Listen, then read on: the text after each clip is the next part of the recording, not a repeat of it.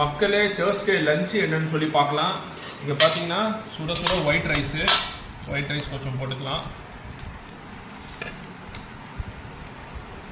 White ரைஸை போட்டு அதுக்கப்புறம் பார்த்தீங்கன்னா சாம்பார், கீரை குழம்பு சாம்பார் மாதிரி வச்சுருக்காங்க. இது யாருமே பண்ணியிருக்க மாட்டாங்க. நடுவில் ஒரு புளியை போட்டு புளிக்குள்ளே நம்ம ஊற்றலாம். இங்கே பாருங்கள், ரைஸுக்குள்ளே புளியில் ஊற்றிக்கலாம்.